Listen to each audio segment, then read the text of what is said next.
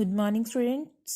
Today we are going to start our fifth lesson of intensive study, and the name of the lesson is A President Speaks, written by Dr. APJ Abdul Kalam. This chapter is an inspiring speech of President APJ Abdul Kalam. ये जो लेख है वो राष्ट्रपति APJ Abdul Kalam के द्वारा लिखा हुआ एक प्रेरणा भरा भाषण है. He is a human being with keen perception and sensitivity to human want and suffering. वो एक कैसे व्यक्ति हैं? वो एक मानवीय कमजोरियों और तकलीफों के प्रति जो उनकी दूरदर्शिता है और संवेदनशील व्यक्ति हैं. This speech tells us how a proud Indian feels about his historic past. ये भाषण हमें बताता है कि कैसे एक भारतीय को महसूस होता है अपने पुराने इतिहास को लेकर. The writer has 3 visions for India. जो लेखक है उसके 3 सपने हैं भारत के लेके. In 3000 years of our country, हमारे भारत के इतिहास 3000 वर्षों के इतिहास में people from all over the world came. संसार के अलग अलग स्थानों से लोग यहाँ पर आए and invaded us और भारत पर आक्रमण किए. They captured our lands. उन्होंने हमारी ज़मीनों पर को हथिया लिया या उन्हें कैप्चर कर लिया, छीन लिया, हमसे अपने कब्जे में ले लिया. एंड कॉन्कर्ड आवर माइंड्स, और हमारे जो क्या कहते हैं कि मन पर विजय प्राप्त कर ली, दिमाग पर विजय प्राप्त की. But we have not conquered anywhere, पर हमने किसी भी व्यक्ति पर विजय प्राप्त करने की कोशिश नहीं की. We have not grabbed their land, ना ही हमने किसी की जमीन हथियाई, एंड कल्चर, और ना ही किसी की संस्कृति को अपनाया. This is because we respect the freedom of others. इसका कारण था कि हम दूसरों की स्वतंत्रता का सम्मान करते थे. देयरफॉर, इसलिए the author's first vision is that of freedom. इसलिए जो ऑथर का पहला सपना है, लेखक का पहला सपना है, वो है आज़ादी. He believes that India got its vision of this in 1857. उनका विश्वास है कि इसीलिए इंडिया ने, भारत ने इट्स विजन ऑफ दिस, अपनी स्वतंत्रता प्राप्ति का स्वप्न 1857 ईस्वी में पहला सपना देखा था. The Indian started the war of independence in this year. इस वर्ष में भारतीयों ने स्वतंत्रता की लड़ाई के लिए पहला कदम उठाया था. If we are not free, अगर हम आज़ाद नहीं होंगे, no one will respect us, कोई भी हमारा सम्मान नहीं करेगा. His second vision for India is development. दूसरा जो उसका सपना था भारत के लिए, वो था विकास, डेवलपमेंट. फॉर 50 ईयर्स, 50 वर्षों से India has been a developing nation. जो भारत है वो एक विकासशील देश रहा है. It is time to see ourselves as a developed nation. अब समय आ गया है कि हम खुद को एक विकसित देश के, विकसित राष्ट्र के रूप में देखें. The achievement of India are being globally recognized today. हाँ जी, आज भारत को जो प्राप्तियां, जो उपलब्धियां हैं भारत की, अब समय आ गया है कि सारा विश्व उन्हें जाने. बट परंतु वी द इंडियंस, हम भारतीय, लैक ऑफ सेल्फ कॉन्फिडेंस, हम में किस चीज की कमी है? आत्मविश्वास की कमी है. टू सी आवरसेल्व्स, खुद को देखने के लिए, एज अ डेवलप्ड नेशन, खुद को विकसित देश देखने के रूप में नहीं देख सकते हमें. इसका कारण क्या है? इसका कारण है स्वय विश्वास की कमी. The writer's third vision is that India must stand up to the world. लेखक का तीसरा सपना है कि भारत सारे विश्व के सामने खड़ा हो. He is one of the firm view the unless India stand up to the world, no one will respect this. लेखक का तीसरा सपना है कि सारे विश्व के सामने भारत आकर खड़ा हो. उसको इस बात का पूरा विश्वास है कि जब तक भारत विश्व के सामने खड़ा नहीं होगा, तब तक no one will respect us, कोई भी हमारा सम्मान नहीं करेगा. The Indians must be strong. भारतीयों को मजबूत होना पड़ेगा, not only as a military power but also as an economic power. केवल एक सैन्य शक्ति के रूप में ही नहीं, बल्कि एक आर्थिक शक्ति के रूप में भी उभरने की जरूरत है भारत को। Abdul Kalam takes pride in the achievements of country. Abdul Kalam Bharat की उपलब्धियों के, अपने देश की उपलब्धियों के लिए खुद पर गर्व महसूस करते हुए आगे बताता है कि ही प्राउडली काउंट्स देम, वो गिनता है, उसे गर्व से आगे गिनवाता है हमें। India is first in milk production, जो भारत है वो दूध उत्पादन में पहले नंबर पर है। And in remote sensing satellites, और रिमोट सेंसिंग सैटेलाइट्स पर भी पहले नंबर में है। एज अ नेशन, एक राष्ट्र के रूप में we are the second largest producer of wheat and rice, हम दूसरे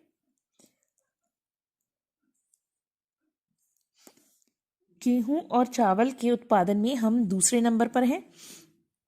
ही also scolds Indian for their wrong ovation, वो हम भारतीयों को डांटता है फॉर देयर रोंग ओबेशन, किसके लिए? उनके गलत जुनून के लिए उन्हें डांटता है। He laments that most of the Indians, वो आगे बताता है कि जो भारतीय हैं, ज्यादातर भारतीय हैं, उनमें गलत जुनून किस चीज का है? फॉर फॉरेन थिंग्स, किस चीज का जुनून है उनमें? विदेशी चीजों के प्रति। They like to have foreign TVs, वो पसंद करते हैं विदेशी टीवी, विदेशी शर्ट, एवरीथिंग इंपोर्टेड, हर चीज बाहर से मंगवाई हुई, and every foreign technology, and even foreign technology, और विदेशी तकनीक को भी वो चाहते हैं। हर भारतीय की ये ख्वाहिश है। He shares a moment with us, वो एक क्षण हमारे साथ साझा करता है। फ्रॉम हिज पर्सनल एक्सपीरियंसेस, अपने पर्सनल खुद की एक्सपीरियंसेस से। Once he was delivering a lesson in Hyderabad, एक बार वो एक भाषण दे रहा था हैदराबाद में। अ 14 years old girl asked him for his autograph, एक 14 वर्षीय बच्ची ने उससे ऑटोग्राफ मांगा। He asked the girl about the goal of her life, उसने उस लड़की से उसका जीवन का उद्देश्य पूछा। शी रिप्लाइड, उसने जवाब दिया, I want to live in a developed India, मैं एक विकसित भारत में रहना चाहती हूँ। ही डिक्लेयर्स, उसने घोषणा की, that all the Indians will have to build this developed country of this girl's dreams, उसने इस बात की घोषणा कर दी कि सभी भारतीयों को मिलकर उस लड़की के सपनों के विकसित भारत बनाना होगा। उस लड़की के सपने को पूरा करने के लिए हम भारतीयों को मिलकर उसके सपनों का विकसित भारत बनाना होगा। The writer also snubs the attitude of Indians toward their own country, और क्या बताता है लेखक इसमें? भारतीयों का जो नजरिया है, जो एटीट्यूड है, किसके लिए? अपने ही देश के लिए, उसके बारे में बताता है। He tells us that most of the people will complain against the government, वो बताता है कि ज्यादातर लोग कंप्लेंट करते हैं, शिकायत करते हैं अगेंस्ट द गवर्नमेंट, सरकार के प्रति। People say that the government is inefficient, वो पीपल से, लोग कहते हैं that the government is insufficient, कि जो सरकार है वो काबिल नहीं है। लॉज आर टू ओल्ड, जो कानून है वो पुराने हो चुके हैं। Municipality does not pick garbage, जो म्यूनिसिपल कमेटी है वो कूड़ा करकट नहीं उठवाती। Phones do not work, phone काम नहीं करते। Railways are a joke, railway एक जोक बन चुका है। Mails never reach their destination, जो मेल ट्रेनें हैं वो अपनी जो निश्चित स्थान है वहां पर नहीं पहुंचती। He asks a direct question, वे एक सीधा तौर पर एक सवाल करता है फ्रॉम अस, हमसे। What we have doing all these years, हमने इन सालों में क्या किया है, टू इम्प्रूव, बदलाव लाने के लिए, सुधार लाने के लिए, the conditions of India, Bharat की इस स्थिति में सुधार लाने के लिए हमने क्या सहयोग दिया है या हमारा क्या योगदान रहा है। इन कंपैरिजन, तुलना में, he takes an example of Singapore, वे सिंगापुर की एक उदाहरण लेता है। People do not throw anything on roads, लोग सड़कों पर कुछ नहीं फेंकते। They are proud of their underground links, और अपने वो जो उनका लिंक्स बने हुए हैं, यानी जो उनकी सड़कें चलती हैं, अंडरग्राउंड सड़कें चलती हैं, उन पर उन्हें गर्व है। People irrespective of irrespective of their identity or status। कोई भी व्यक्ति अपनी आइडेंटिटी, अपनी पहचान और या फिर अपना रुतबा, अपना स्टेटस नहीं बताता कहीं पर भी। Come back to punch their parking tickets in case of overstay.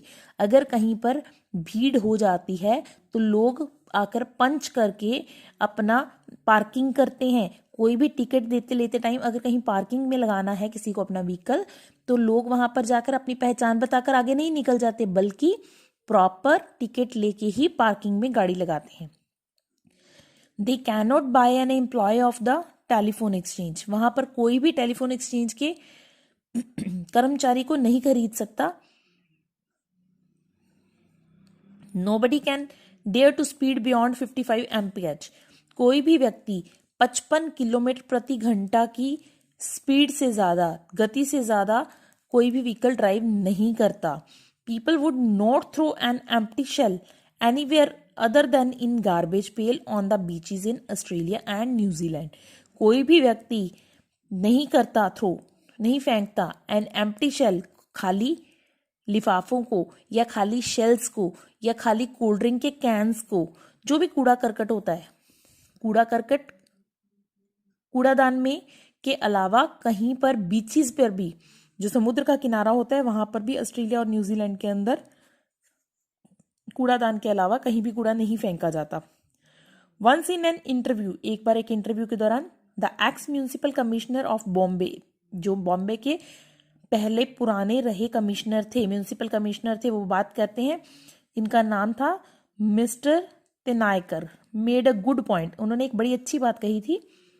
He told, उन्होंने कहा that the rich people's dog walk on the street to leave their droppings all over the place. कि एक अमीर व्यक्ति का जो कुत्ता है गलियों में जाता है, सड़कों पर निकलता है, to leave their droppings all over the place, हर जगह पर गंद मचाता है। मतलब जो रिच पीपल्स होते हैं, जो लोग होते हैं, वो अपने पेट्स को बाहर लेके जाते हैं वॉक करवाने के लिए, ताकि वो बाहर ही गंद मचा कर आए। द सेम पीपल, और वही लोग, blame the authorities for inefficiency, और वही अमीर लोग जो अपने कुत्तों को घुमा के लेके जाते हैं, गंद मचाने के लिए बाहर सड़कों पर लेके जाते हैं, वही बात करते हैं किसकी? काबिलियत की, कि हमारी जो अथॉरिटीज हैं, जो हमारी अथॉरिटीज हैं, वो इनएफिशिएंट हैं, वो लायक नहीं है, या उनमें खामियां हैं, एंड डर्टी पेमेंट्स, और गंद मचा के रखती हैं। We expect that the government to clean roads, हम उम्मीद करते हैं हमारी सरकार से कि सड़कों को साफ सुथरा रखा जाए। But we do not stop throwing garbage all over the place, परंतु हम खुद को नहीं रोकते जगह जगह पर कूड़ा फेंकने से। Who is going to change the system, कौन चेंज करेगा इस सिस्टम को? इस सिस्टम को कौन चेंज करेगा, कौन बदलेगा? When it comes to make a positive contribution to the system, कब इसमें सुधार होगा, इस सिस्टम में कब सुधार होगा? We lock ourselves under a soft cover, हम अपने आप को एक सॉफ्ट जगह पर, यानी एक सुरक्षित स्थान पर ले जाते हैं। जब हमारे बारी आती है, हमारी कंट्रीब्यूशन की बारी आती है, कंट्रीब्यूशन की जब हमारी और से सहयोग की बारी आती है, तो हम खुद को छिपा लेते हैं, अंडर लॉक ले जाते हैं, खुद को ताले लगा लेते हैं घर पे, यानी अपने आप को उस सब चीजों से दूर हटा लेते हैं। We run to America to bask in their glory, उनके ही अमेरिका चले जाते हैं हम वहां पर, और उनके ही गुणगान करने लगते हैं वहां पर। व्हेन न्यूयॉर्क बिकम्स इनसिक्योर, जब न्यूयॉर्क असुरक्षित हो जाता है, वी रन टू इंग्लैंड, हम इंग्लैंड चले जाते हैं। When England is not safe, जब इंग्लैंड सेफ नहीं रहता, सुरक्षित नहीं रहता, we take flight to Gulf, हम गल्फ की हवाई जहाज पकड़ के निकल लेते हैं।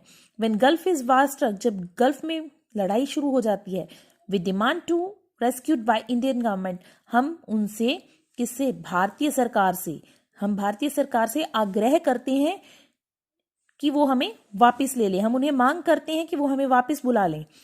Abdul Kalam echoes JF Kennedy's words to her fellow Americans to relate Indians।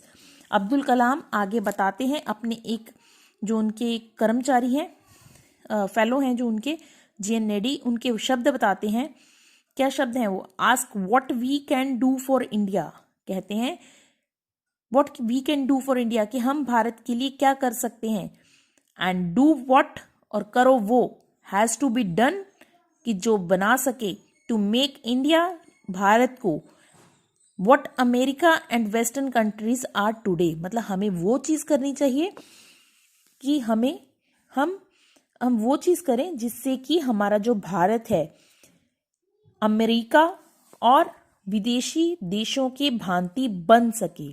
ठीक है, that's all for today guys, that's all for today students. If you have any query regarding 5th lesson or any doubt, you can call me anytime. I'll send you the question answers pics today. Thanks, have a nice day.